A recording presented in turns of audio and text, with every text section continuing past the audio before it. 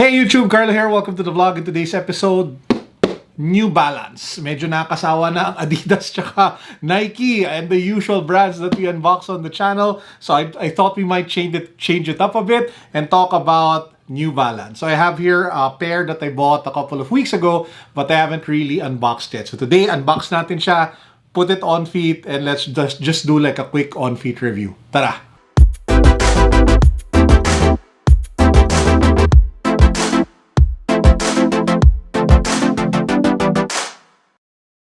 Now, as you guys can see, it says over here, made in the USA, which is one of the amazing things about New Balance sneakers. That's why I feel they are severely underrated. Because when it comes to the quality of the material and the make and the build, when it comes to New Balance kicks, sobrang top-notch. You rarely find excess glue stain or massive imperfections or threads that are sticking out or major issues with made in the US or made in the UK New Balance sneakers. That is something that I have loved, and that's the reason why I have a massive New Balance collection. In fact, what I'm showing you on the screen right now is a bunch of boxes and crates filled with New Balance kicks in my current, setup. Now, moving to this shoe, this is the New Balance 992 AG. So yan, that's what the box says over there. I actually bought this from the New Balance shop over at Rockwell. So I love that shop. Why? Because they carry size 13, which is super hard to find with New Balance sneakers here in the Philippines. So, diba? So we pop the box open. Bam! Panalo, diba? So let's take a closer look. Woo! Take a look at that. This is it, guys. This is the New Balance 992 AG. It's not a collaboration pair. It's not a special pair. It's a general release pair made in the USA, 992. Now, what drew me to this sneaker is that, number one, I'm currently really in a heavy gray face type of mood. So I started the year wearing a lot of whites. Now I'm in the grays. Maybe by the end of this year, we'll be into blacks. But who knows? But anyway, I've been enjoying my 990 V5s and V4s that are in the gray colorway. Now, I saw this, and the reason why I fell in love with it, apart from the different shades of gray, is that pop of red, white, and blue, which just gave me like Gundam feels. I don't know if you're, a Gundam fan. I'm a huge fan of Gundam, and it just, the color just really captivated me. And that's one of the reasons why, I wanted to get it. And also, all the 992s I have are in the wrong size. I mean, they fit too small. So they're usually size 12. This one is the first 993 that I have that is like size 13. And hopefully it fits much better and it's more comfortable. And speaking of that, what we'll do now is we will put it on feet, test it, and see how it feels. So how is the New Balance 992 on feet? Well, to be honest, it's not the softest shoe that you can buy.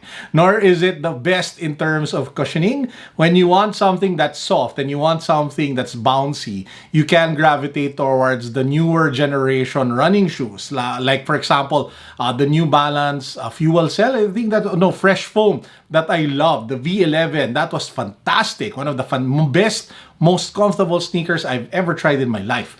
But when it comes to, more casual dad shoe vibes, and I think this one really delivers in terms of the looks. But when it comes to the comfort, I'd probably give it maybe a 7 out of 10.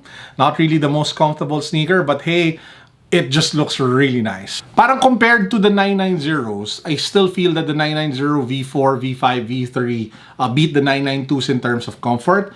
I just like the chunkier look of this one and the elevated heel part. So it's more of an aesthetic thing more than anything else. Now, if you guys want a 992, you can, just check out the New Balance shop over at Rockwell. They are a bit pricey. They sell for over 10,000 pesos. So they're not the most affordable sneaker that you can find. But hey, they're different. They're well built. The quality is friggin' amazing.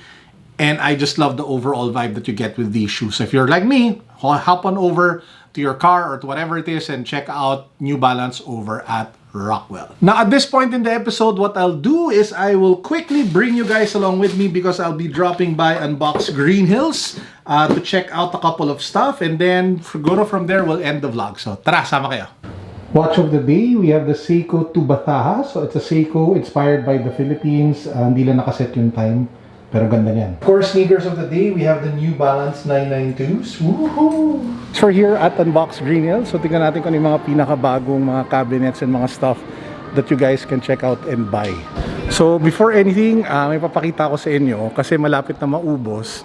So ito yung, these are the pre-order units for the Project 721 Wetworks Terror Troopers AP2, ang haba ng pangalan, Grit, diba? So ito siya.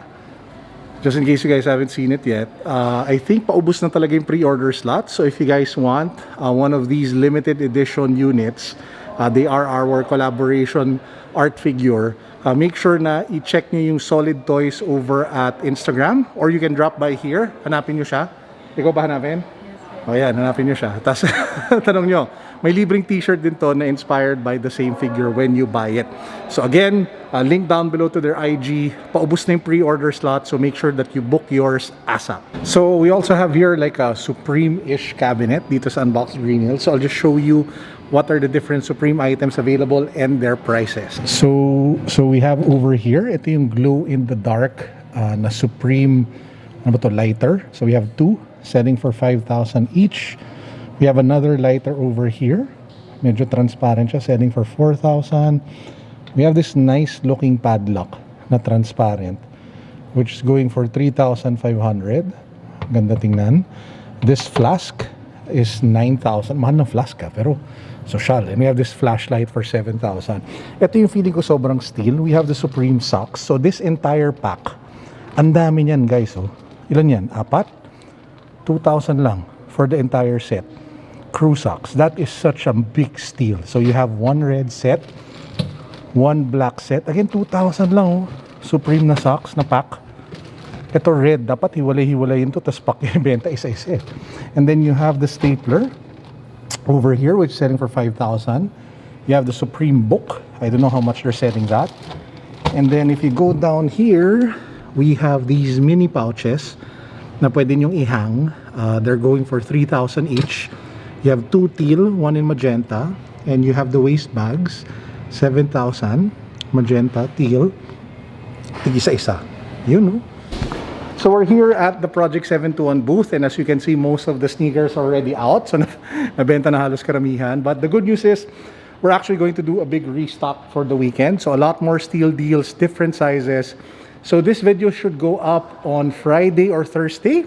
So if wala kang ginagawa na Sabado, wala kang ginagawa na Sunday, make sure to drop by. Lots of steel deals waiting for you guys here at Unbox Greenhills. And with that said, I hope you guys enjoyed. As usual, this is Carlo signing out. Peace. God bless. What's up? Boom. I just have to share. So I scratched one of my favorite watches. So this is an Omega Moon watch with the Hesalite crystal. So it is scratch prone. So I'll show a picture or show an image of the scratch so you can see.